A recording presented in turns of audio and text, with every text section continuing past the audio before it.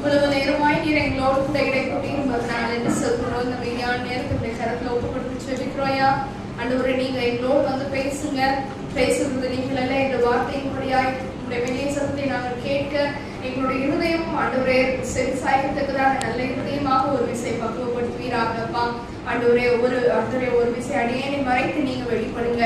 என் தேவன் பெரிய காரியங்களை செய்யும்படியாக ஜெபிக்கிறோம். வந்திருக்கிற யாரும் வெறுமையாய் திரும்பி போகக்கூடாதப்பா. இந்த வார்த்தை மன்னாவதால் நிரப்பப்பட்டவர்களாய் திருப்தி அடைந்தவர்களாய் செல்ல நீங்க கிருபைத்தாங்க. இயேசுவின் நாமத்தில் ஜெபிக்கிறோம் நல்ல பிதாவே, ஆமென். ஹல்லேலூயா, ஹல்லேலூயா. உற்சாகமா இருக்கவங்களா இன்னும் சத்தமா இல்லையா சொல்லுமா? ஹல்லேலூயா. காலையில நம்ம தியானிச்சோம். அது ஒரு தடவை சும்மா சொல்லிட்டு நெக்ஸ்ட் இந்த சாயங்கால ஆராதனைக்கு ஆண்டவர் நம்ம கூட பேசுவாராக. ஆமென். காலையில நாங்கள் தியானித்த பகுதி, சோதனை சகிக்கிற மனுஷன் பாக்கியவான், அவன் உத்தமன் என்று விளங்கின பின்பு தேவன் தமிழகத்தில் அன்பு கூறுவர்களுக்கு வாக்குத்தத்தம் பண்ணின ஜீவ கிரீடத்தை பெறுவான். ஆமென் சொல்லுங்களேன். அப்ப இப்ப வந்து நம்ம சோதனை வந்து எப்படி எதற்காக வருது அப்படின்னா, நம்மளுடைய விசுவாச பரீட்சைக்காக வருகிறது. சோதனைக்குள்ள யாக்கோபு 1:2-3 வாசிக்கும் பொழுது பலவித சோதனைகள்ல அகப்படும் பொழுது விசுவாசத்தின் பரீட்சை பொறுமை உண்டாக்கும் என்று அதை மிகுந்த சந்தோஷமாய் எண்ணுங்கள். அப்ப நமக்கு வருகிற சோதனை குறித்து நாம எப்படி எண்ணணும்? மிகுந்த சந்தோஷமாய் எண்ணணும். விசுவாசம் அழிந்து போகிற பொன் அக்கினினாலே சோதிக்கப்படுகிறது போல அதிக வெளியேறப்பட்டதா இருக்கிற நம்முடைய விசுவாசம் சோதிக்கப்பட்டு அவர் வரும் நாளிலே புகழ்ச்சியும் மகிமையும் கனவும் உண்டாயிருக்கும்படியாக நம்மளுடைய விசுவாசம் சோதிக்கப்படுகிறது. அப்ப நம்மளுடைய விசுவாசம் சோதிக்கப்படும் பொழுது நாம எப்படிப்பட்டவர்களா இருக்கணும்? விசுவாசத்துல நிலைத்திருக்கிறவர்களா இருக்கணும். நம்மளுடைய அவிசுவாசம் என்ன ஆயிடணும்? ஒளிந்து போயிடணும். அடுத்த ஆண்டவர் வந்து பிராணிக்கு மேலாக சோதிக்கிறதுக்கு ஒரு நாளும் விடவே மாட்டார். நம்மளுடைய தகுதி என்ன, நம்மளால எந்த அளவு தாங்க முடியுமோ அந்த அளவுக்கு தான் சோதனை தருவார். பிராணிக்கு மேலாக சோதிக்கிற தேவன் நம்முடைய ஆண்டவர் அல்ல. அதே மாதிரி என்ன சொன்னாரு? சோதனை சகித்தவர் சோதனை சகிப்பதற்கு ஏற்ற வல்லனையும் அதிலிருந்து தப்பி போவதற்கு ஏற்ற வழியையும் ஆண்டவர் நமக்கு உண்டாக்குகிறார். அதே போல எபிரேயர் 2:18 சோதிக்கப்படுகிறவர் என அவர் பாடுபட்டு சோதிக்கப்பட்டவர் ஆகையினால சோதிக்கப்படுகிறவர்களுக்கு உதவி செய்ய அவர் வல்லவராக இருக்கிறார் என்று 1 பேருக்கு 4:19 வாசிக்கும். தேவனுடைய சித்தத்தின்படி நாம் பாட அனுபவிக்கிறவர்களா இருக்கிறோம். அப்ப கர்த்தருடைய வரும் நாளில நமக்கு அதற்குரிய மகிமை கனத்தை ஆண்டவர் கொண்டு வருகிறவரா இருக்கிறார். 1 பேர் 5:10 கொஞ்ச காலம் பாட அனுபவிக்கிறவங்களை ஆண்டவர் என்ன பண்றார்? சீர்படுத்தி ஸ்திரப்படுத்தி வலைப்படுத்தி நிலை நிறுத்துவார். நம்ம வந்து நிற்கிறேன் என்று சொல்கிறது விழாதபடிக்கு எச்சரிக்கையா இருக்கிற கடவுள் என்ற வார்த்தையின்படியா நாம் இன்னைக்கு நிற்கிறேன் நம்ம மாத்தட்டிக் கொள்ளலாம். ஆனா நம்ம விழுந்து போய் விழாதபடிக்கு காப்பதற்காகவே கர்த்தர் நம்ம கூடவே இருக்கிறார். ஆமென் சொல்லுங்களேன். அப்ப இந்த பாடுகள் சோதனைகள் எல்லாவற்றிலும் ஆண்டவர் நம்மளை ஒரு குடமிட்டு நம்மளை சீர்படுத்தி செய்ய வேண்டிய இடத்துல சீர்படுத்தி ஸ்திரப்படுத்தி நம்மளை பலப்படுத்தி நிலைநிறுத்துகிறவராய் இருக்கிறார். அதே போல இக்காலத்து பாடுகள் இனிவரும் மகிமைக்கு ஒப்பிடத்தக்கவைகள் அல்ல. ரோமர் 8:18 இது எல்லாமே சகலமும் நன்மைக்கு ஏதுவாக நடக்கிறது என்று காலையில பார்த்தோம். ஆமென் சொல்லுங்களேன். இப்ப அண்ணாவுடைய பாதை எப்படிப்பட்டதா இருந்தது? மனிதர்களால் ஏற்படக்கூடிய சொற்களின் நிமித்தமாய் வந்த நிந்தனையினால் வரக்கூடிய ஒரு பாடு. அதுல வந்து அண்ணாள் போய் கர்த்தருடைய சமூகத்துல விழுந்து கிடந்து அழுதா. அதுக்கு முன்பதாக அவள் துக்கமுகமாய் இருக்கிற அவள் வந்து துக்கமுகமா இருக்காத வரைக்கும், அதாவது துக்கமுகமா இருக்கிற வரைக்கும் ஆண்டவர் என்ன வச்சிருந்தாரு? அவளுடைய கர்ப்பத்தை அடைத்திருந்தார். எப்பொழுது அவளுடைய முகம் மாற்றப்படுகிறதோ, எப்பொழுது அவளுக்கு அவளுடைய விசுவாச கர்த்தருக்குள்ளாக ஸ்திரப்படுகிறதோ, அப்பொழுதுதான் ஆண்டவர் என்ன பண்ணுகிறார்? முதல் வசனத்துல துக்கமுகமா இருக்கவில்லைன்னு இருக்கு. அடுத்த வசனத்திலே ஆண்டவர் நாளும் நினைத்தருளினார் வசனம் இருக்குது. ஆமென் சொல்லுவோமா? அப்ப அடுத்ததாக யோசேப்பு மனுஷனுடைய பொறாமையினால வரக்கூடிய சோதனையில அவர் என்ன பண்ணினாரு? தப்பிச்சு யோசேப்போடு கூட கர்த்தர் இருந்தார். அவன் காரியம் சித்தியுள்ளவன் ஆனார். அந்த சோதனையில ஆண்டவர் அவனை காத்து யோசேப்பு எப்படிப்பட்டவனாய் இருந்தான்? நித்திய கனத்தை பெற்றவனாய் மகிமை உடையவனாய் அதே அடிமையாய் கொண்டு போகப்பட்ட இடத்துல ஆண்டவர் அவனை அதிகாரியாக மாற்றினார். ஆமென். அடுத்தது யோபு எல்லாவற்றையும் அவனுக்குரிய எல்லாவற்றையும் இழந்த போதிலும் தன்னுடைய நாவினால பாவம் செய்யவே இல்லை. அந்த சோதனைகள் எல்லாம் எப்படி இருந்தார் யோபு? அந்த சோதனைகள் யோபு எப்படிப்பட்டவராய் இருந்தார்? தன்னுடைய உத்தமத்தை விட்டு விலகவே இல்லை. உன்னுடைய உத்தமத்திலிருந்து இன்னும் நிலைத்து இருக்கிறீரோ, தேவனை தூசித்து ஜீவனை விடும்னு மனைவி வந்து சஜஸ்ட் பண்ணும் போது கூட என்ன சொன்னாங்க? அவருடைய நாவினால பாவம் செய்யல, கர்த்தர் அவருக்கு இரட்டத்தனையான பலனை கொடுத்தார். சோதிக்கப்பட்ட யாரும் வந்து அந்த சோதனையிலே மாண்டு போகவில்லை. எல்லாருக்கும் ஆண்டவர் அவங்களுக்குரிய கனத்தையும் மகிமையும் கொடுத்து விட்டுதான் என்ன பண்ணாரு? அந்த சோதனைக்குரிய பலன். இன்னைக்கு நாம சோதனைகளை அனுபவித்துக் கொண்டிருக்கிறோமே, ஆனால் ஆண்டவர் அதற்கான ஜீவ கிரீடத்தை நமக்காக வைத்திருக்கிறார். ஆமென் சொல்லுவோமா? அப்ப அந்த ஜீவ கிரீடத்தை பெறணும்னா இந்த உலகத்துல இருக்கக்கூடிய கொஞ்ச கால பாடுகளை என்ன பண்ணணும்? நாம அனுபவிக்கணும். தேவனுடைய சித்தத்தின் படிதான் நம்ம பாட அனுபவிக்கிறவர்களாய் காணப்படுகிறோம். அடுத்து ஆகாருடைய வாழ்க்கையில பார்த்தா அவர்களால் கைவிடப்பட்ட சூழ்நிலை. ஆண்டவர் பேசுகிறார், அந்த சோதனையை சகிக்கிறதுக்காக மறுபடியும் என்ன சொல்றாரு? சாராள் கையில போய் நீ அடக்கிரு.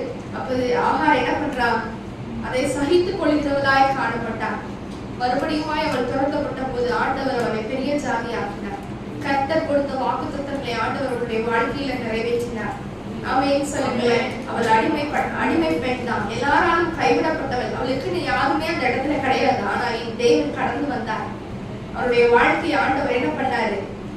செத்து போயிடும் நினைச்ச இடத்துல தன்னுடைய பிள்ளைய பெரிய ஜாதி ஆக்கினார். ஆமென். இன்னைக்கு வரைக்கும் அந்த ஜாதி இருக்கிறது. ஹல்லேலூயா. பெரிய ஜாதி ஆக்கினார்.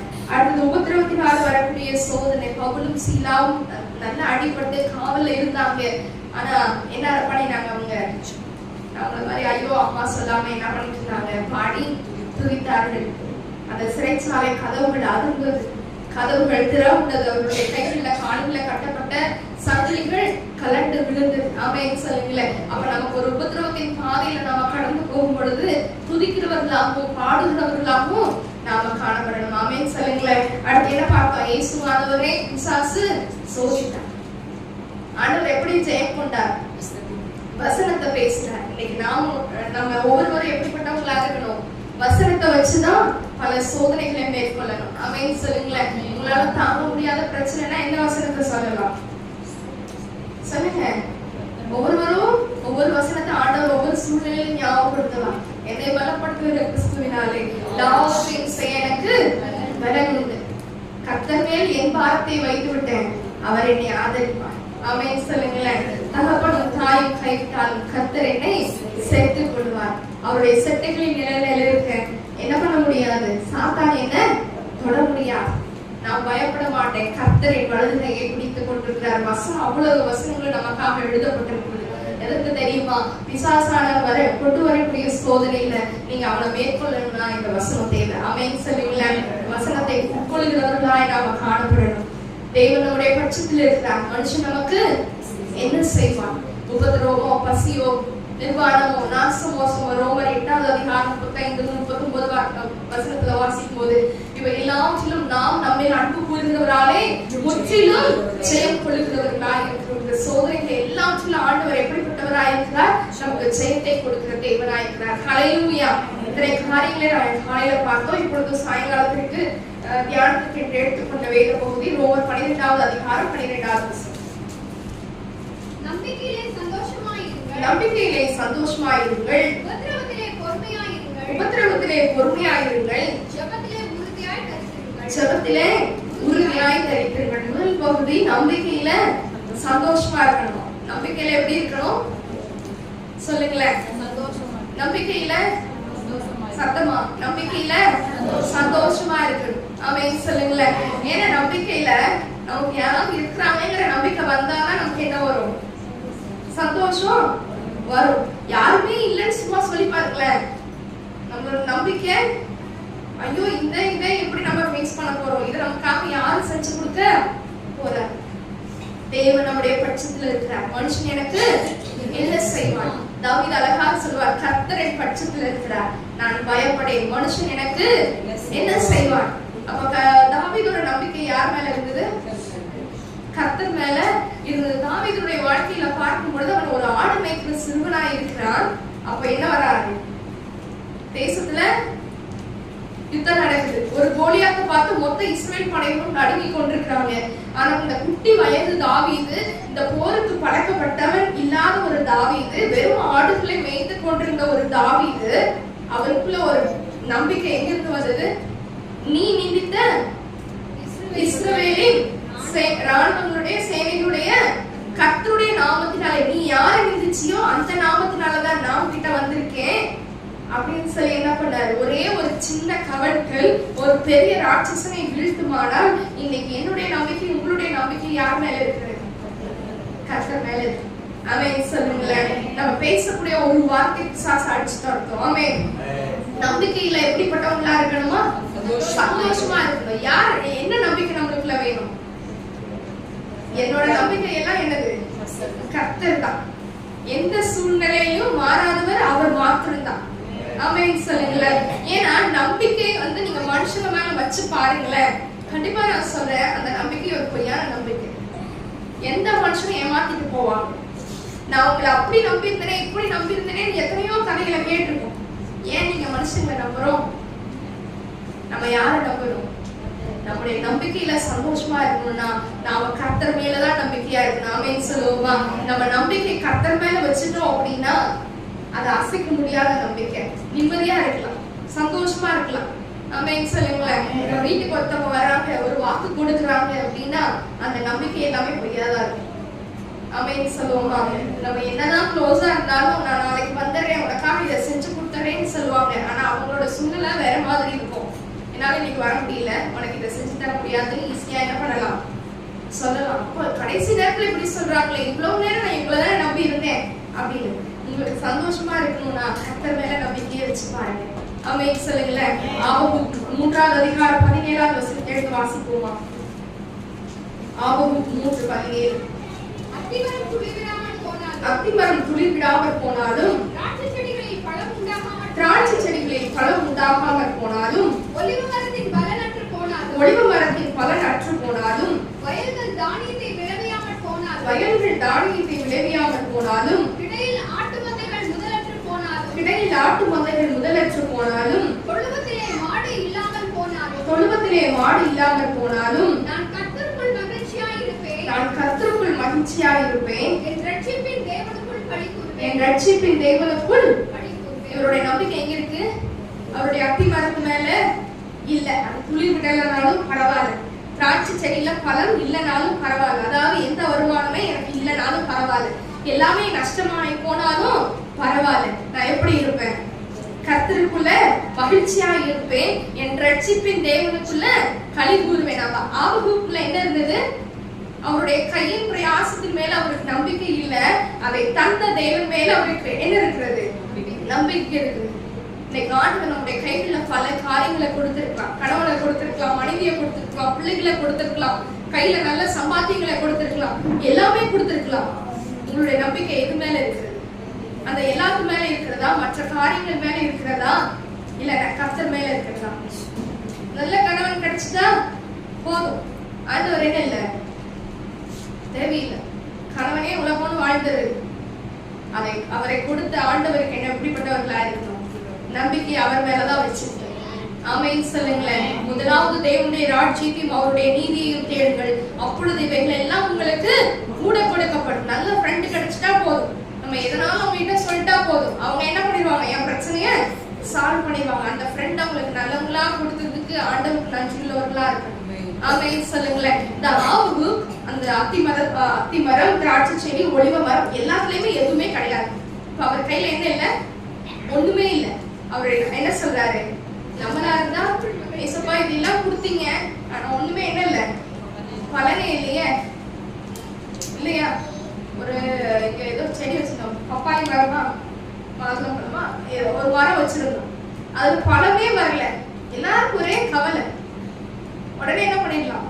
வெட்டி அதுக்காக கவலைப்படக்கூடாது. ஆமென் சொல்லுங்களேன். அதை தந்த தேவனுக்கு கொடுக்கணும். இல்லாத இடத்துல உருவாக்குகிற ஆண்டவர் நம்முடைய ஆண்டவர். ஆமென் சொல்லுங்களேன். இந்த ஆபகுக்கு தெரியும், நம்பிக்கையுடைய சிறைகளே அறிந்து திரும்புங்கள், இரட்டிப்பான நன்மையை தருவேன், இன்றைக்கே தருவேன் ஆண்டவர் எனக்கு வாக்கு பண்ணி இருக்கிறாரு. இன்னைக்கு இத நம்பிக்கை இல்லாத சூழ்நிலை தான். ஆனா என்னோட நம்பிக்கை கர்த்தர் மேல இருக்கும் பொழுது ஆண்டவர் என்ன பண்ணுவாரு? இரட்டிப்பான நன்மைகளை எனக்கு தருவாரு. இப்ப நான் ஒண்ணுமே இல்லாம இருக்கலாம், யாக்கோபை போல நான் வெறும் கையாய் வந்திருக்கலாம். ஆண்டவர் எப்படிப்பட்டவராய் திருப்பி அனுப்புவாரு?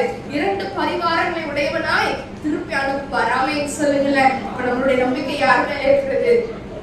நமக்கு ஆசீர்வாதத்தை கொடுத்த கர்த்தர் மேல இருக்கணும். ஆமென் சொல்லுங்களேன். அந்த வேலைக்காக நம்ம ஓடிக்கொண்டே இருக்கலாம்.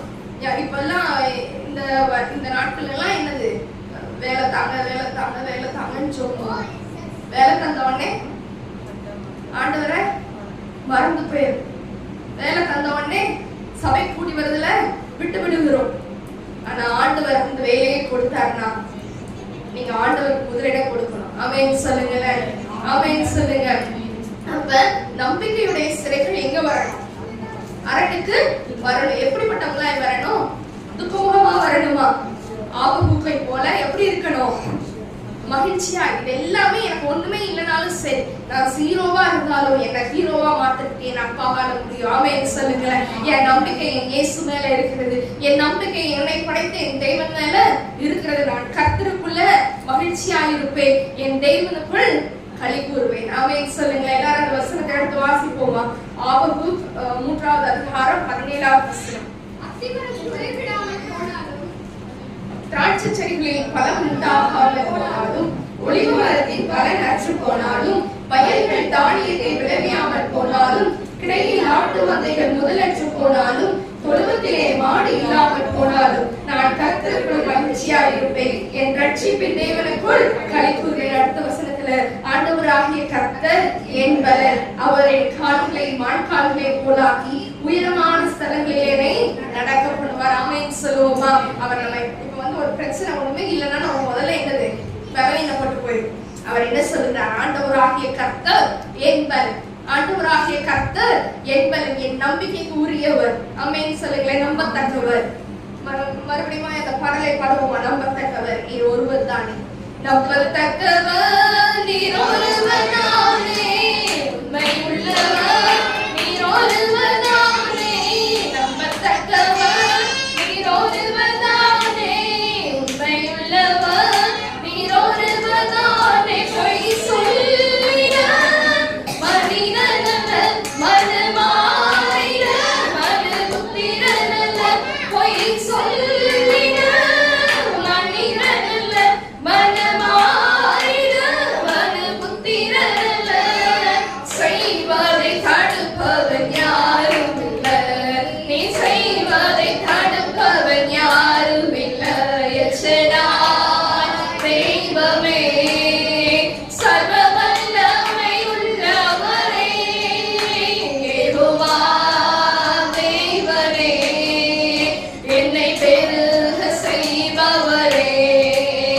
எச்சனாய் தெய்வமே, சர்வ வல்லமை உள்ளவரே, யெகோவா தேவனே, என்னை பெருக செய்பவரே, என்னை பெருக செய்பவரே. ஹல்லேலூயா. அவர் சர்வ வல்லமை உள்ள தேவன், அவர் பெருக செய்கிறவராய் இருக்கிறார். ஆமென் சொல்லுங்களேன். எதுவுமே இல்லைனாலும் பெருக பண்ணுகிறவன் நம்முடைய ஆவியானவர். ஹல்லேலூயா.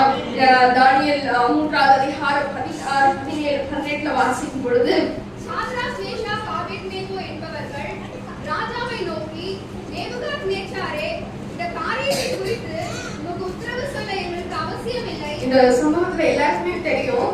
என்னன்னா ராஜாவை வணங்கணும், அப்படி இல்லைன்னா எரிகிற அக்கினி சூளையில போடப்படுவாங்க. ஆனா இந்த சாத்ராக், மேஷாக், ஆபேத்நேகோ அந்த பட்டணத்துக்கு அடிமைகளாக கொண்டு செல்லப்பட்டவங்க. அவங்க அந்த வீர வாத்தியின் சத்தத்தை கேட்கும் பொழுது என்ன பண்ணணும்? தாழ விழுந்து யார பணியணும்? பணிந்து கொள்ளணும். கரெக்டா? ஆனா வேதவசனம் என்ன சொல்லுது? 10 கட்டளை இல்ல ஒண்ணு என்ன சொல்லப்படுகிறது? என்னையாச்சு உனக்கு மேலே தேவனுக்கு உண்டாயிருக்க வேண்டாம் சொல்லப்பட்டிருக்கிறது. நம்மளுக்கு மனித வணக்கமோ சிலை வணக்கமோ இல்லை. ஆனா இந்த சாத்ராக், மேஷாக், ஆபேத்நேகோ, ஐயோ நம்ம இந்த இடத்துக்கு வந்திருக்கிறதே அடிமையா வந்திருக்கோம், நம்மள என்ன பண்ணிடுவாங்க? முடிச்சு தள்ளிடுவாங்களே, நம்மள எரிகிற அக்னி சூளையில போட்டா என்ன ஆகுறது அப்படிங்கிற பயம் இல்லை. அவங்களுக்குள்ள ஒரு நம்பிக்கை, எங்களை இந்த இடத்துக்கு கொண்டு வந்திருக்கிறாருன்னா ஆண்டவர் எங்களை குறித்து ஒரு தரிசனத்தை வைத்திருக்கிறார். எங்களை இந்த இடத்துக்கு கூட்டி கொண்டு வந்திருக்கிற தேவன் எங்களை பத்திரமாய் கொண்டு போய் சேர்க்க வல்லவராயிருக்கிறார். ஆமென் சொல்லுங்களேன். அவருடைய நம்பிக்கை ஆண்டவர் மேல இருந்தது. நாங்கள் ஆராதிக்கிற எங்கள் தேவன், சொல்லுவோமா? நாங்கள் ஆராதிக்கிற எங்கள் தேவன் எங்களை தப்புவிக்க வல்லவராய் இருக்கிறார். அவர் விடுவிக்காமல் போனாலும் நாங்கள் நீங்க நிறுத்திருக்கிற இந்த சிலை என்ன பண்ண மாட்டோம், வணங்க மாட்டோம். உறுதியா நின்றாங்க. ஆமென் சொல்லுங்களேன். எந்த சிலைக்கு முன்னாடி அவங்க என்ன பண்ணல, வணங்கல. ராஜாவுக்கு கோபம் வந்தது. எரிகிற அக்னி சூளை 7 மடங்காக்குனாங்க. ஆமென் சொல்லுங்களேன். இது நம்புவதற்கு ஏதுவான சூழ்நிலையா? அந்த தீ எரிகிறது. எந்த சூழ்நிலை? இது அவங்களுடைய சொந்த நாடு கிடையாது. அவங்க அம்மாவோ அப்பாவோ காலில் இருந்து எங்க பையனை தெரியாம பண்ணிட்டாங்க மன்னிச்சுங்கன்னு சொல்லி கதறுவதற்கு யாருமே கிடையாது. இவங்களும் தயாரா இல்ல. இந்த சூழ்நிலையை பார்த்துட்டு இல்ல நாங்க வரோம் அப்படின்னு சொல்வதற்கு இவர்களுக்கும் தயார் இல்லை. இவர்களுடைய நம்பிக்கை கர்த்தர் மேல அசைக்க முடியாத நம்பிக்கை. ஆமென் சொல்லுங்களேன். 7 மடங்கு சூழ்நிலை அவங்க கட்டி கொண்டு போறதுக்குன்னு என்ன பண்றாங்க, பெரிய வயசு பலவான்களை எல்லாம் கூட்டிட்டு வராங்க. கொண்டு போனவங்களை அந்த நெருப்பு என்ன பண்ணிடுச்சு, பட்சித்து போட்டது. ஆனா உள்ள விழுந்தவங்க இல்ல, என்ன இல்ல, 3 பேரை உள்ள போட்டாங்க. என் அப்பா அவங்க மேல வச்சு நம்பிக்கை ஆண்டவர் என்ன பண்றாரு, காப்பாத்துறாரு. எல்லாருடைய கண்களும் காணத்தக்கதாக 4வது ஆளுடைய சாயல் எப்படி இருக்கிறது, தேவபுத்திரனுக்கு ஒப்பா இருக்கிறது. நம்மளை தனியா தவிக்க விடுகிற ஆண்டவர் நம்முடைய ஆண்டவர் கிடையாது. உபத்திரவத்தின் பாதையில, நெருக்கத்தின் பாதையில அவர் நம்ம கூடவே என்ன பண்ணி கொண்டிருக்கிறார், வந்து கொண்டே இருக்கிறார். ஆமென் சொல்லுங்களேன். நீங்க அழும்பொழுது கூட சேர்ந்து அழுகிறவராய், நீங்க வேதனைப்படும்பொழுது என் பிள்ளை வேதனைப்படுகிறாரேன்னு சொல்லி வேதனைப்படுகிறவராய் காணப்படுகிறார். உங்களுடைய நம்பிக்கையில நீங்க எப்படிப்பட்டவங்களா இருக்கணும், சந்தோஷமா இருக்கணும். ஆமென் சொல்லுங்களேன். 4வதா என்ன பண்றாரு, தேவ சாயல் உள்ள ஒரு ஆள் வர்றாங்க. அவங்க மேல யோசிச்சு பாருங்களேன். வெளியில இருந்து அவங்க செத்து போயிட்டாங்க, கருகி போயிட்டாங்க. உள்ள இருந்தவங்க ஜாலியா ரவுண்ட் அடிச்சுட்டா எப்படி இருக்கும் யோசித்து பாருங்களேன். ஐயோ அவங்க செத்து கருகிட்டாங்க, அவங்களோட ஆவி எந்திரிச்சு அதுக்குள்ளேயே சுத்திட்டு இருக்கு, நம்ம என்ன பண்ணிருப்போம் சொல்லியிருப்போம். ஆனா என்ன பண்றாங்க, இதோ 4 பேர் விடுதலையாய் அக்னியின் நடுவில் உலாவுகிறதை காண்களே, அவர்களுக்கு ஒரு சேதமும் இல்லை. 4ஆம் ஆளின் சாயல் தேவபுத்திரனுக்கு ஒப்பாயிருக்கிறது. நேபுகாத் நேச்சார் ஒரே பதட்டம். சாத்ராக் மேஷாக் ஆபேத்நேகோ வெளியே வாங்க அப்படின்னு சொன்னோடனே அவங்க 3 பேரை என்ன பண்ணாங்க, வெளியே வந்தாங்க. அந்த 29வது வசனத்துல 28வது வசனத்துல வாசிக்கும் போது, அப்பொழுது நேபுகாத் நேச்சார், அவ்வளவு நேரம் அந்த நேபுகாத் நேச்சாருக்கு அந்த பொச்சிலைதான் தெய்வமா இருந்தது. ஆனா இந்த இடத்துல என்ன சொல்றாங்க, சாத்ராக் மேஷாக் ஆபேத்நேகோ என்பவருடைய தேவனுக்கு ஸ்தோத்திரம். உங்க நம்பிக்கை ஒருத்தனை என்ன பண்ணும், மாற்றும். எந்த வாய் சொல்லிச்சோ இந்த அக்கினி சூளை 7 மடங்கு ஆகுங்கன்னு சொன்னாங்களோ அதே வாய் உங்களுடைய தேவனை போற்றும். ஆமென் சொல்லுங்களேன். அப்ப நம்மளுடைய நம்பிக்கை யார் மேல இருக்குது, கர்த்தர் மேல இருக்கு. அந்த சாத்ராக் மேஷாக் ஆபேத்நேகோவுக்கு தெரியும், என் தேவன் பொய் சொல்ல ஒரு மனிதன் அல்ல. ஆமென் சொல்லுங்களேன். என்னாகும் 23வது அதிகாரம் 19வது வசனத்தை எடுத்து வாசிப்போம். என்னாகும் 23:19. பொய் சொல்ல தேவன் ஒரு மனிதன் அல்ல, தேவன் ஒரு மனிதன் அல்ல, மனமாற அவர் ஒரு மனுபுத்திரனும் அல்ல, மனமாற அவர் ஒரு மனுபுத்திரனும் அல்ல, அவர் சொல்லியும் செய்யாதிருப்பாரோ, அவர் சொல்லியும் செய்யாதிருப்பாரோ,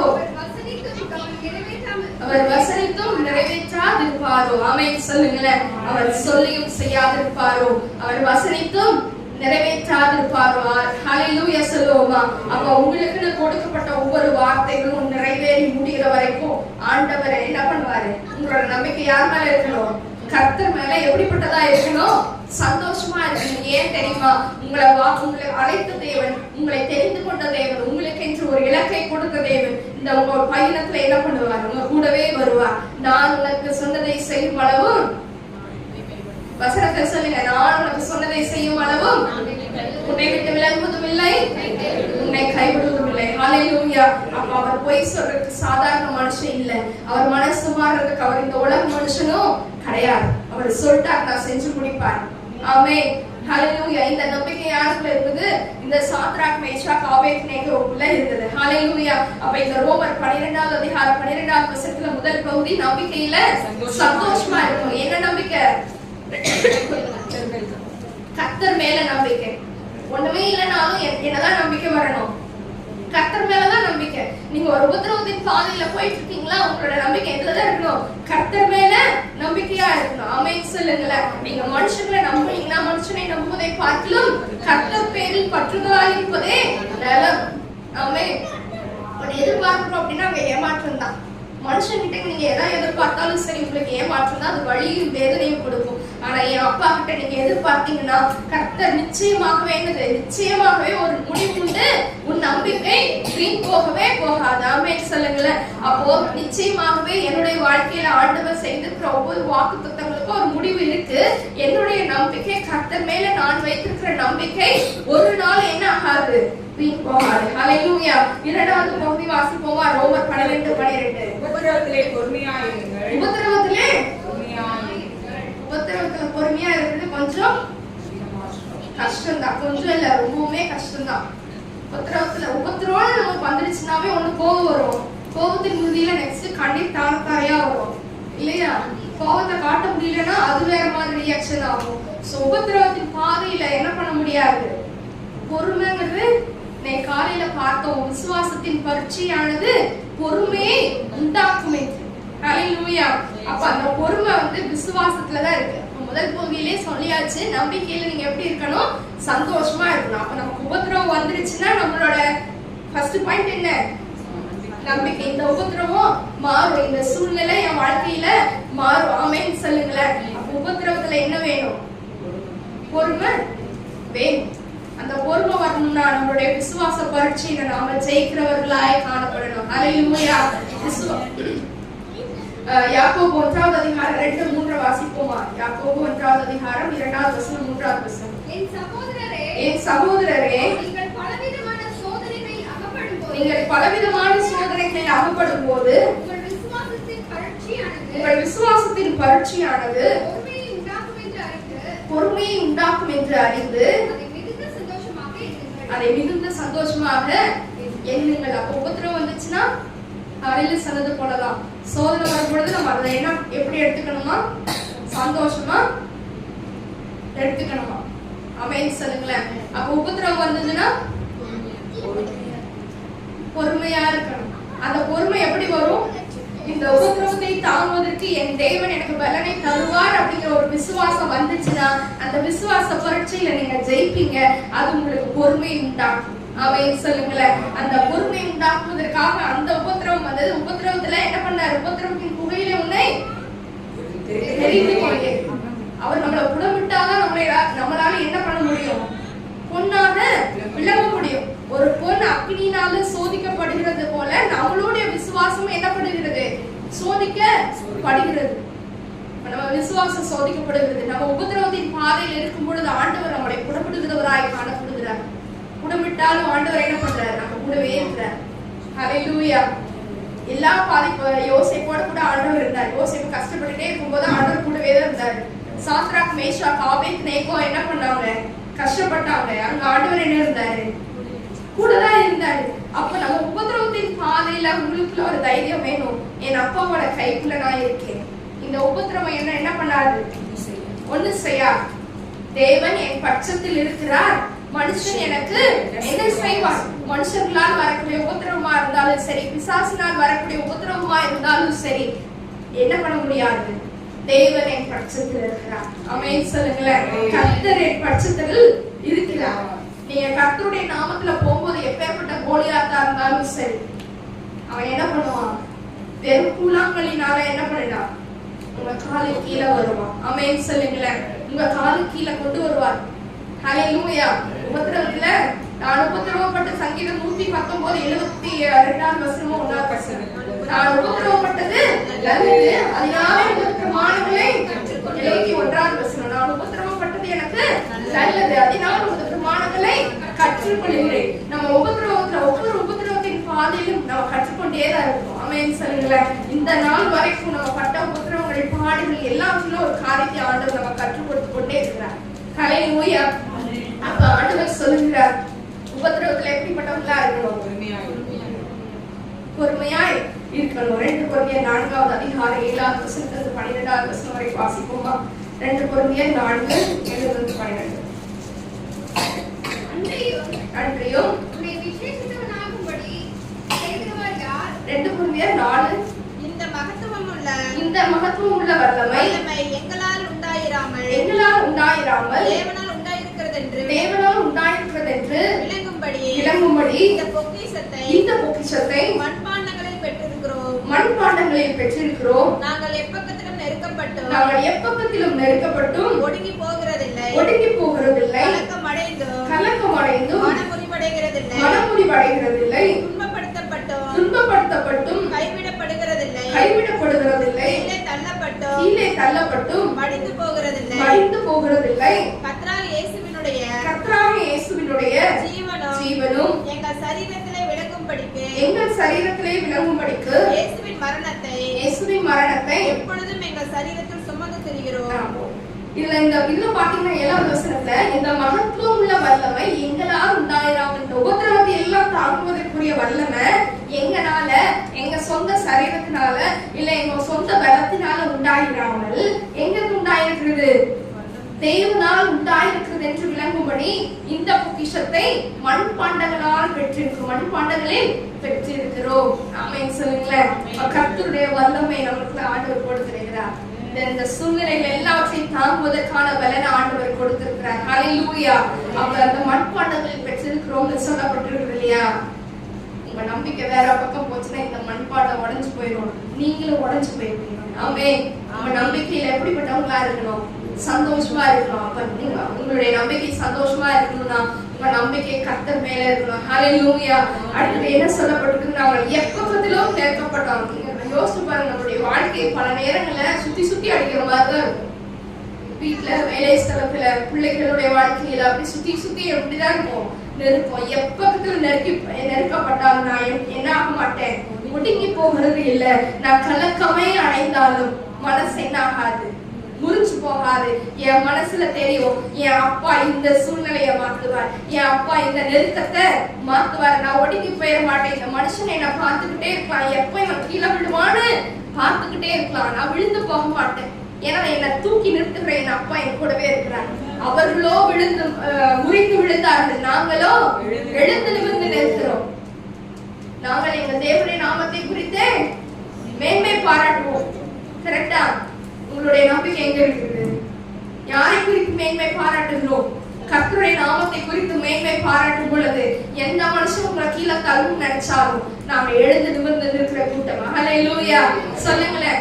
எந்த இடத்துலயும் நம்ம எந்த சூழ்நிலையிலும் ஆண்டவர் என்ன பண்ண மாட்டார், யாருடைய கண்களுக்கு முன்பதாக நம்ம முறிந்து விழும்படியாக பண்ணவே மாட்டார். ஹல்லேலூயா.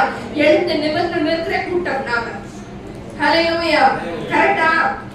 நம்மளாம் யாரு? முறிந்து விழுகிற கூட்டமா? அமைதியா இருக்கலாம். எழுந்து நிமிர்ந்து நிற்கிற கூட்டம் எல்லாம் சொல்லுங்க. நாங்க எழுந்து நிமிர்ந்து நிற்கிற கூட்டம். ஹல்லேலூயா. நாங்க எழுந்து நிமிர்ந்து நிற்கக்கூடிய கூட்டம். ஆமென் சொல்லுங்களேன். ஏன்னா என் அப்பா யூத ராஜசிங்கம் என்னோடு கூட இருக்கிறார். ஹல்லேலூயா. அதே 4வது அதிகாரம் 15வது வசனம் 16வது வசனத்தை பார்த்தோம்னா, தேவனுடைய மகிமை விளங்குவதற்கு ஏதுவாக கிருபையானது அநேகருடைய ஸ்தோத்திரத்தினாலே பெருகும்படிக்கு இவை எல்லாம் உங்கள் நிமித்தம் உண்டாயிருக்கிறது. நம்ம நிற்கிறதும் நிர்மூலமாக இருக்கிறதும் கர்த்தருடைய கிருபையே. அப்ப இன்னைக்கு நாம எழுந்து நிமிர்ந்து நிற்கணும்னா அவருடைய கிருபை வேணும். ஆமென் சொல்லுங்களேன். இந்த கிருபை எங்கிருந்து வருது தெரியுமா? ஸ்தோத்திரத்தினால கிருபை பெருகும். ஸ்தோத்திரத்தினால கிருபை பெருகும். நீங்க எப்ப பத்தி நெருக்கப்படுகிறீங்களா சொல்லுங்க, ஏசப்பா இந்த நெருக்கத்துக்காக ஸ்தோத்திரம், இந்த உபத்திரவத்துக்காக ஸ்தோத்திரம், இந்த அக்கினியின் பாதைக்காக ஸ்தோத்திரம், இந்த சிங்கக்கேபிக்காக ஸ்தோத்திரம். எல்லாத்துலயும் ஸ்தோத்திரம் சொல்லி பாருங்க, கிருபை பெருகும். ஆமென் சொல்லுங்களேன். நீங்க எழுந்து நிமிர்ந்து நிற்பீங்க. ஹல்லேலூயா. அவருக்கு தெரியும் என் பிள்ளை இந்த சூழ்நிலையில என்ன பண்றா, என் மேல நம்பிக்கையை வச்சிருக்கிறா. நீங்க மனுஷங்க மேல நம்பிக்கை வச்சீங்கன்னா நீங்க அவங்கள ஏமாந்து நொந்து நூடுல்ஸ் ஆகுற வரைக்கும் ஆண்டவர் என்ன பண்ணுவாரு, என் பிள்ளை என்கிட்ட வந்து என்கிட்ட கேட்பான், வெயிட் பண்ணுவாரு. ஆமென் சொல்லுங்களேன். அதே போல 16வது வசனத்துல பாருங்க, ஆனபடியினாலே நாங்கள் சோர்ந்து போகிறதில்லை. எங்கள் புறமான மனுஷனானது அழிந்தும் உள்ளான மனுஷனானது நாளுக்கு நாள் எப்படி படுகிறதா சொல்லுங்களேன். இந்த புறமான மனுஷன் அழிச்சிரும். ஆனா இந்த உபத்திரவத்தினால நீங்க கற்றுக்கொண்ட பிரமாணங்களும், இந்த உபத்திரவத்தினால ஆண்டவர் உங்களை வச்சது எதுக்காக? புதிதாக்கப்படுவதற்காக. ஆமென் சொல்லுங்களேன். நீங்க அழுக்கானவங்க கிடையாது, புதிதாக்கப்படுகிறவர்கள். நாளுக்கு நாள் ஒவ்வொரு உபத்திரவம் உங்களை புதிதாக்கி கொண்டே இருக்கும்.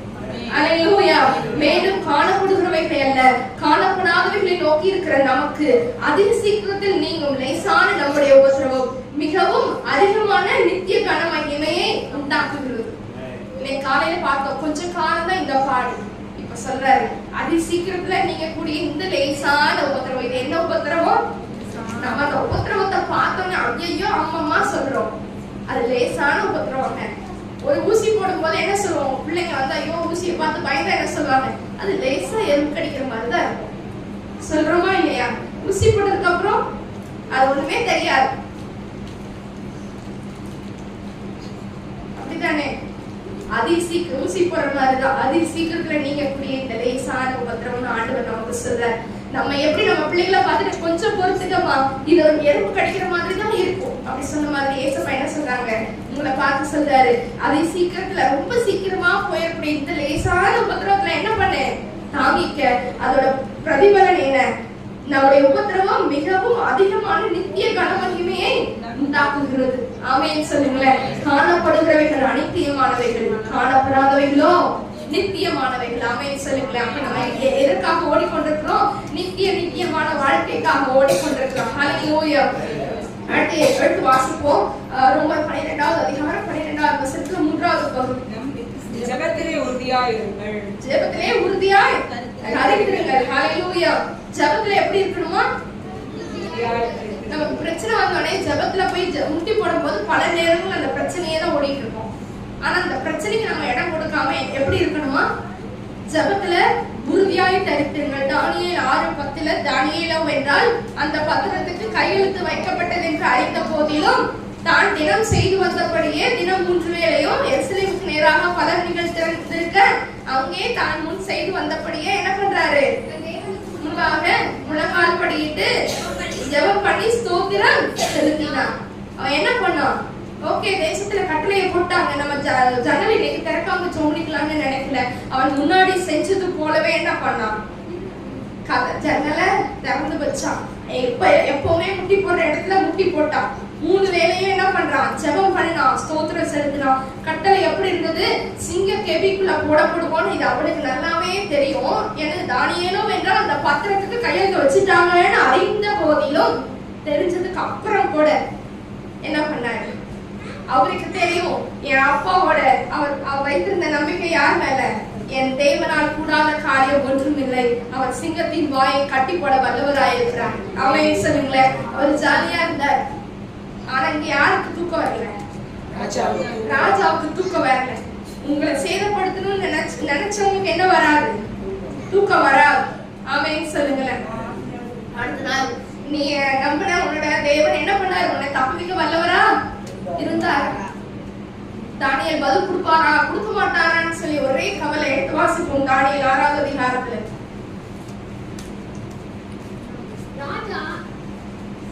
ராஜா கெபிக்கிட்டே வந்தபோது 20வது வசனம் 21வது வசனம். ராஜா கெபிக்கிட்ட வந்தபோது துயர சத்தமாய் தானியேலை கூப்பிட்டு, அவர் எப்படி கூப்பிட்டார் தெரியுமா? சாதாரண சத்தமா கூப்பிடல, அவரோட சத்தத்துல ஒரு துக்கம் இருந்துச்சு. ஆனா இந்த கட்டளை போடப்பட்ட போது தானியேலுக்கு என்ன இல்ல? துக்கமே இல்ல. துக்கம் இருந்திருந்தா அவர் ஜன்னலை லாக் பண்ணியிருப்பார் இல்லையா? யாருக்கும் தெரியாம அந்தரங்கத்துல ஜெபிச்சிருப்பார். நான் அந்தரங்கத்துல ஜெபித்தாலும் என் தேவன் வெளியரங்கமா எனக்கு பதில் கொடுப்பாருன்னு அதற்கு ஒரு வசனத்தை வச்சுட்டு என்ன பண்ணிருப்பாரு, தனியா ஜெபித்திருப்பார். ஆனா அவர் அப்படி செய்யல. தான் முன் செய்து வந்தபடியே அவன் எப்பவும் என்ன செய்வானோ அதைவே செய்தார். தானியேல் என்ன பண்ணாரு? எப்பவும் எதை செய்தாரோ அதையே செஞ்சார். தினமும் 3 வேளை. எல்லாரும் பார்த்தாங்க, அப்பாடியா தானியேல் வந்து என்ன பண்ணல, ஜன்னலை லாக் பண்ண மறந்துச்சாருன்னு தூக்கி போய் என்ன பண்ணாங்க, ராஜா கிட்ட கொடுத்துட்டாங்க. ராஜா கொஞ்சம் ட்ரை பண்ணி பார்த்தாரு. ஆனாலும் கட்டளை எப்படி இருக்குது, ஸ்ட்ராங்கா இருந்ததுனால அவர் தூக்கி சிங்கக்கவியில போட்டாங்க. சிங்கக்கவியில ஆண்டவர் என்ன வந்தார், அதுக்கு அவர் சொன்ன பதில் பாருங்க. அப்பொழுது தானியேல், ராஜாவே நீர் என்றும் வாழ்க, சிங்கங்கள் என்னை சேதப்படுத்தாதபடிக்கு தேவன் தம்முடைய தூதரை அனுப்பி அவைகளின் வாயை, அது ஏனென்றால் அவருக்கு முன்பாக நான் குற்றமற்றவனாய் காணப்பட்டேன். நீங்க மனுஷங்களுக்கு முன்னாடி குற்றம் இல்லாதவங்களா காணப்படணுங்கிற அவசியம் இல்லை. என் அப்பாவுக்கு முன்பதாக நீங்க உத்தமமா இருக்கணும். அல்லேலூயா. சோதனையை சகிக்கிற மனுஷன் பாக்கியவன், அவன் உத்தமன் என்று விளங்கின பின்பு சொல்றார். அழகா சொல்றார், சிங்கத்தின் வாயை தூதர் கொண்டு என்ன பண்ணாரு, கட்டி போட்டாரு. ஏன் தெரியுமா? அவருடைய கண்ணுக்கு முன்னாடி நான் எப்படிப்பட்டவங்க, குற்றமற்றவன்.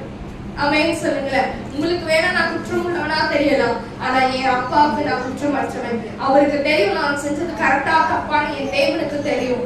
ஹல்லேலூயா. நான் குற்றமற்றவனாக காணப்பட்டேன். அழகா என்ன பண்ணிருக்காரு, ஒரு நாள் நைட் ஃபுல்லா சிங்கத்தோடய ஜாலியா என்ஜாய் பண்ணிருக்காரு. இன்னைக்கு நம்ம சிங்கத்தை தூரத்துல பாக்குறதுக்கு கூட என்னதான் பயம்தான். அதுக்கப்புறம் நடந்தது பாருங்க, அவனை என்ன பண்ணாங்க, அவன் மேல யார் குற்றம் சாட்டினார்களோ அவனையும் அவங்களோட குடும்பத்தாரையும் கொண்டு வந்து சிங்கத்தின் கெவிக்குள்ள வரதுக்குள்ளே என்ன ஆயிடுச்சு, சிங்கம் அவங்களை பீறி போட்டுச்சுன்னு சொல்லி பார்த்தோம். அப்படியா ஆண்டவர் என்ன பண்றாரு இங்கே, அப்பொழுது 23வது வசனம், அப்பொழுது ராஜா தன்னில் மிகவும் சந்தோஷப்பட்டு தானியேலை கெபியிலிருந்து தூக்கிவிட சொன்னான். அப்படியே தானியேல் கெபியிலிருந்து தூக்கி விடப்பட்டான். அவன் தன் தேவன் பேரில் விசுவாசித்திருந்தபடியால் அவனில் ஒரு சேதமும் காணப்படவில்லை. அப்ப அவனுடைய நம்பிக்கை எங்க இருந்தது, அவன் தன் தேவனை விசுவாசிச்சதுனால ஒரு சேதமும் வரல. ஹல்லேலூயா. அப்ப நம்ம விசுவாசம் யார் மேல இருக்கணும், ஒரு சேதமும் இல்லாம ஆண்டவர் நம்மளை காக்கும்படியாய் தூதர்களை கொண்டு காக்கிற தேவன். நம்முடைய வலது கையை பிடித்து பயப்படாதே நான் உனக்கு துணை நிற்கிறேன் என்று வாக்கு பண்ணின தேவன் நம்ம கூடவே இருக்கிறார். ஹல்லேலூயா. ஒரு சேதமும் தீங்கு உங்களை துக்கப்படுத்துறதுக்கு ஆண்டவர் என்ன பண்ண மாட்டாரு, விட மாட்டார். உங்களுடைய விசுவாசம் யார் மேல சொல்லுங்களேன்.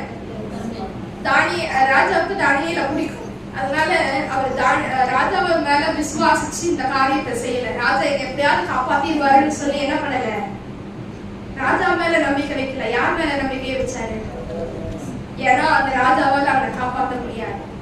அவன் ஏதாவது உத்தரவு போட்டான், ஆனா அவனாலேயே என்ன பண்ண முடியாது, காப்பாற்ற முடியாது. ஆனா இந்த தானியேல் என்ன பண்ணினார், தன்னை படைத்த தேவனை விசுவாசித்தான். அதனால தூதனை அனுப்பி என்ன பண்ணாரு, சிங்கத்தின் வாயை கட்டி போட்டார். ஹல்லேலூயா. இன்னைக்கு ஆண்டவர் நம்ம கூட அப்படிப்பட்டவராய் காணப்படுகிறார். ஹல்லேலூயா.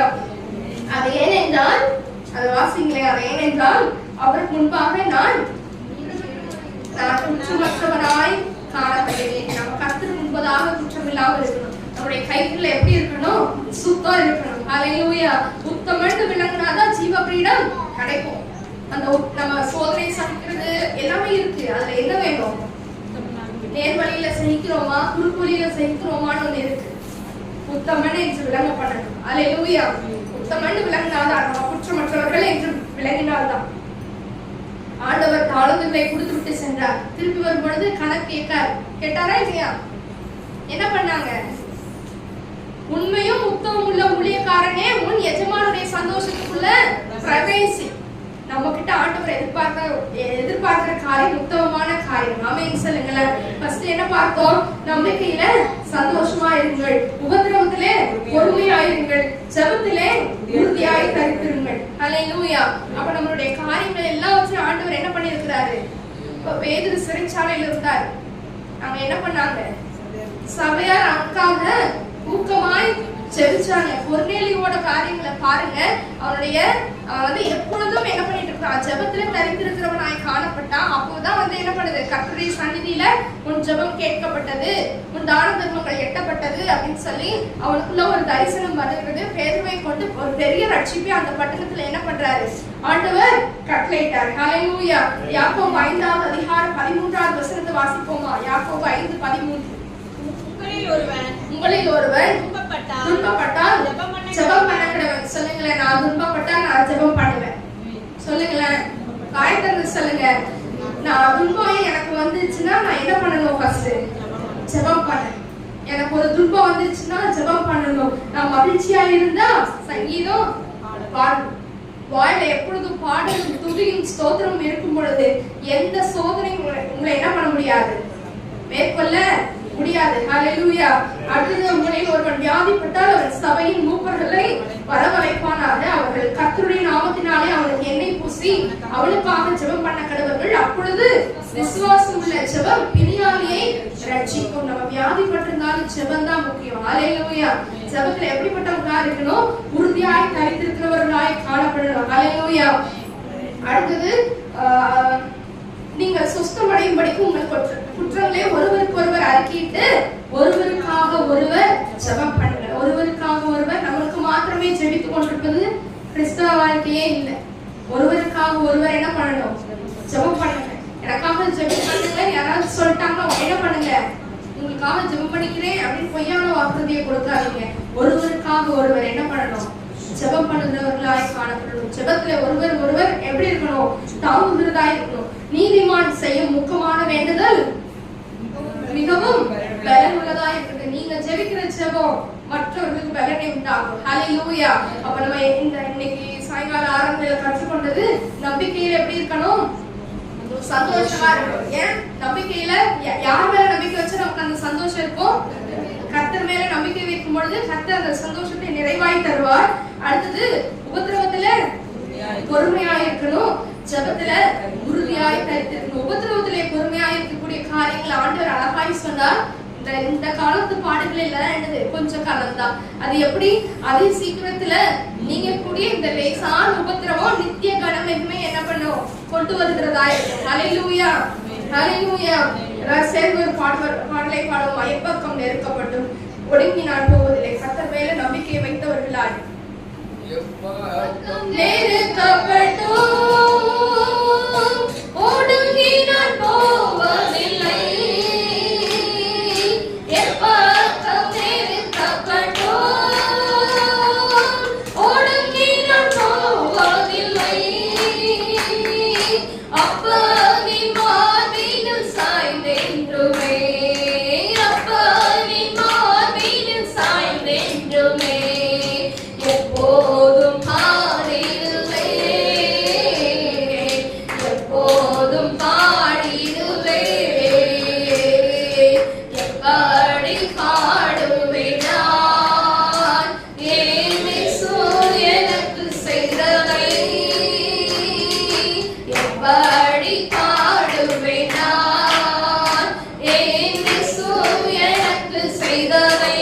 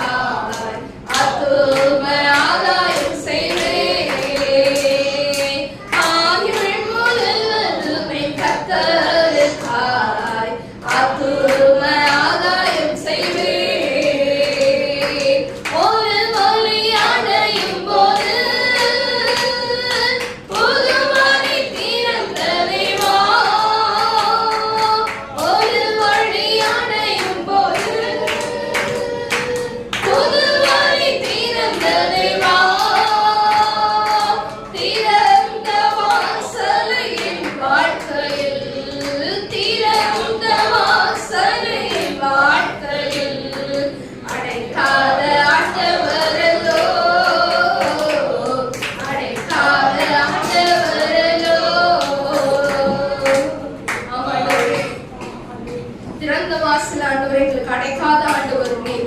நாங்க எந்த பக்கம் நெருக்கப்பட்டால் ஒடுங்கி போகிறதில்லை ஆண்டவரே. ஏனென்றால் எங்களுடைய விசுவாசம், எங்களுடைய நம்பிக்கை உங்க மேல இருக்கிறது அப்பா. அந்த நம்பிக்கைக்காக உமக்கு நாங்கள் நன்றி செலுத்துகிறோம். நம்பிக்கையிலே சந்தோஷமாயிருங்கள், உபத்திரவத்திலே பொறுமையாய் இருங்கள், ஜெபத்திலே உறுதியாய் கருத்துக்கள் என்ற வார்த்தையின்படியாய் அப்பா எங்களுக்கு அந்த நம்பிக்கையில ஆண்டவரே உங்க மேல நாங்கள் நம்பிக்கை வைக்கத்தக்கதாக எங்களுடைய விசுவாசத்தை நீங்க உறுதிப்படுத்தும்படியாய் நாங்கள் ஜெபிக்கிறோம் ஐயா. எங்களை சீர்படுத்தி ஸ்திரப்படுத்தி பலப்படுத்தி நிலைநிறுத்துகிற ஆண்டவர் எங்களுடைய நம்பிக்கை ஆண்டவர் ஏசப்பா அசைக்க முடியாதபடிக்கு உங்க மேல நாங்கள் நம்பிக்கை வைக்க மனிதனை நம்புவதை பார்க்கிறோம். கர்த்தர் பேரில் நம்பிக்கையாய் இருப்பதே நலம் என்ற வார்த்தையின்படியால் எங்கள் முழு நம்பிக்கையை நாங்கள் இந்த நாட்கள் உங்கள் மேல வைக்கிறோம் அப்பா. ஒரு வழி அடைந்தாலும் என் தேவன் புதிய வழிகளை திறக்கிற தேவன் அப்பா. உபத்திரவத்தின் பாதையில் எங்களை நீங்க தெரிந்து கொண்டாலும் அந்த உபத்திரவத்தில் எங்களை நீங்க பொன்னாக மாற்ற வல்லமை உள்ளவராய் இருக்கிறீர் ஆண்டவரே. எங்களுக்காக நீர் ஜீவ கிரீடத்தை வைத்திருக்கிறீர். அதற்காக ஆண்டவரே நாங்கள் உத்தமமாய் நிற்க ஆண்டவரே உடைய சமூகத்தை நாங்கள் குற்றமற்றவர்களாய் காணப்பட தானியேலை போல அப்பா ஆண்டவரே தானியேலை போல நாங்கள் குற்றமற்றவர்களாய் உடைய சந்நிதியில வந்து நிற்கணுமே ஆண்டவரே. எங்களை ஒருவர் கூட கைவிடப்பட்ட நிலைமைக்கு போயிடக்கூடாது அப்பா. உடைய சமூகத்துல கரையற்ற பிள்ளை இல்லாதவர்களாய் ஆண்டவரே குற்றமற்ற சந்ததிகளாய் நாங்கள் வந்து நிற்க உங்களுடைய சந்தோஷத்துக்குள்ளே நாங்கள் பிரவேசிக்க எங்களுக்கு கிருபை தாங்க. எந்நேரமும் ஜெபத்துல உறுதியாய் தரித்திருக்க எங்களுக்கு கிருபை தாங்க அப்பா. ஆண்டவரே ஸ்தோத்திரிக்கிறோம். ஜெபத்துல நாங்கள் விழித்திருக்க எங்களுக்கு கிருபை தாங்க ஏசப்பா. சீஷர்களை பார்த்து கேட்டீங்க, 1 மணி நேரமாவது என்னோடு கூட விழித்திருக்க கூடாதா என்று. ஆண்டவரே அந்த வார்த்தையை நீர் எங்களுக்குள்ள வைப்பீராக. ஜெபாவே நீர் எங்களுக்குள்ள தாங்க ஏசப்பா. நாங்கள் எப்பொழுது ஜெபத்துல உறுதியாய் கருத்து நிற்க எங்களுக்கு கிருபை தருவீராக. இங்க வந்திருக்கிற ஒவ்வொருவரையும் இந்த கரத்துல ஒப்புக்கொடுத்து செபிக்கிறோம். நீரே ஆட்கொள்ளும்படியாய் செபிக்கிறோம். நீர் சொன்ன வாக்குத்தத்தங்கள் ஒவ்வொருவருடைய வாழ்க்கையை நிறைவேறுவர் வரைக்கும் ஆண்டவரே, நீர் அவர்களை விட்டு விலகுவதும் இல்லை, கைவிடுவதும் இல்லை என்ற வார்த்தையின் படியார் அப்பா அந்த வசனத்தை உறுதியாய் பற்றி கொண்டவர்களாய் ஆண்டவரே, தங்களுடைய நம்பிக்கை முழுவதும் மேல வைக்கத்தக்கதான கிருபைகளை நீங்க தாங்க ஏசப்பா. பொய் சொல்ல நீர் மனிதன் அல்ல, மனமாற மனுபுத்திரன் அல்ல என்ற வார்த்தையின் படியார் என் தேவனை சொன்னதை செய்து முடிங்க ஏசப்பா. பிள்ளைகளுக்கு நீங்க சொன்ன காரியங்கள் ஒவ்வொன்றும் ஆமேற்றும் ஆமேற்றும் நிறைவேறும்படியாய் செபிக்கிறோயா. ஒவ்வொருவரை நீங்க ஆசீர்வதித்து அனுப்புங்க. இயேசுவின் நாமத்தில் செபிக்கிறோம் நல்ல பிதாவே, ஆமென். அருமையான வார்த்தைகளை கர்த்தர் பேசினார். கரம் தட்டி ஏசப்பாவை மகிமைப்படுத்துவோம். அல்லேலூயா, அல்லேலூயா. யார் எழுந்திருக்கலாம்? நம்ம ஜெபிக்கிறோம். நம்ம ஜெபிக்க முடியுமா? ஓ அல்லேலூயா. வியாதியோடு, கலகினத்தோடு, சுகவீனத்தோடு அல்லது போராட்டத்தோடு வந்திருக்கிறேன் சொல்றவங்க யாராக இருந்தாலும் சரி, இயேசுவே என்னை தொடும், என்னை குணமாக்கும், வார்த்தை அனுப்பி நீ குணமாக்கும் என்று சொல்லி ஜெபிக்க போகிறோம். கர்த்தர் நம்மை விடுதலை செய்ய தேவன் உண்மை உள்ளவராக இருக்கிறார். அவர் மேல் நம்பிக்கை நாம் வைக்கும் பொழுது கர்த்தர் விடுதலை செய்ய உண்மை உள்ள தேவனாக இருக்கிறார். எல்லார் கண்களை மூடி நாம் ஜெபிக்கலாம். அல்லேலூயா. ஸ்தோத்திரம் கர்த்தாவே, துதிக்கிறோம் துதிக்கிறோம் துதிக்கிறோம் ஸ்தோத்திரிக்கிறோம் ஐயா.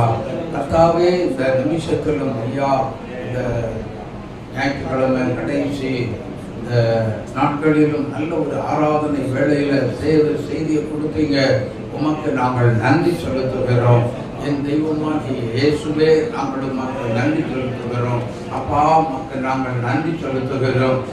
சரீரத்தில் வேதனையோடும் வேலையினத்தோடும் சுகவீனத்தோடு வந்திருக்கிற ஒவ்வொரு பிள்ளைகளையும் சற்றே நீர் கண்ணோக்கி பாரும் ஆண்டவரே. ஐயா, வியாதியோடு வந்திருக்கிற பிள்ளைகள் வந்த விடமாய் வெளியில போக கூடவே கூடாதப்பனே. தெய்வீக சுகத்தை கொடுத்து அனுப்புங்க.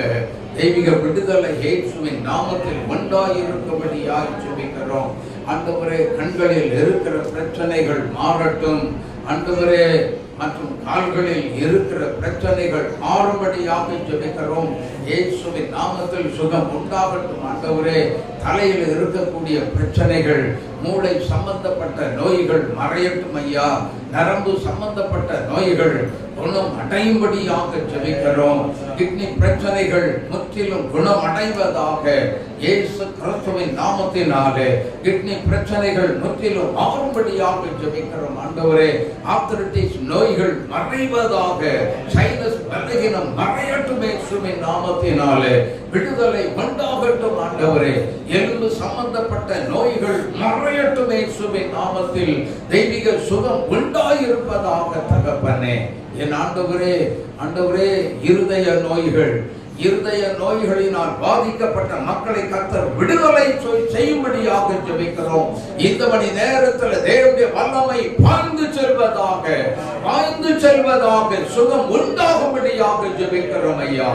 ஓ, இந்த நிமிஷத்தில் யார் யார் ஜெபிக்கிறார்களோ அத்தனை பேரை கர்த்தர் நீர் தொடுவீராக.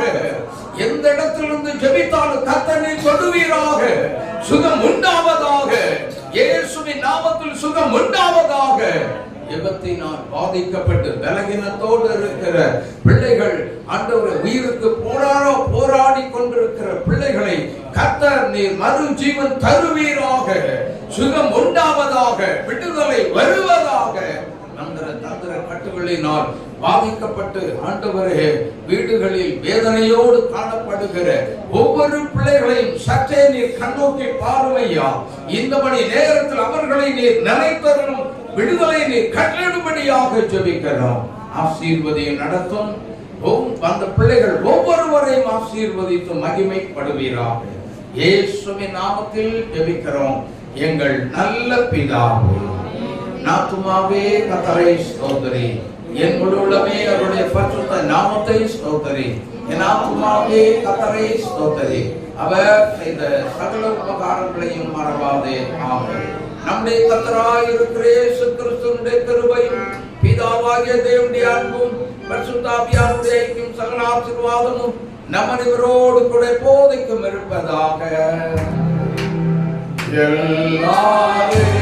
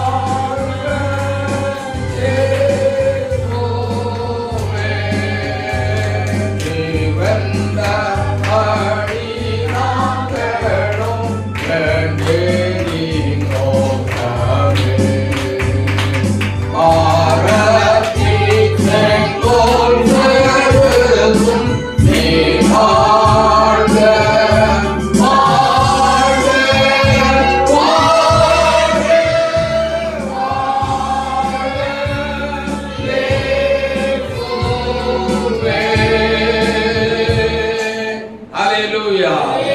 Hallelujah. Hallelujah. யாருக்கு ஸ்தோத்திரம் கர்த்தர் உங்களை ஆசீர்வதிப்பார்.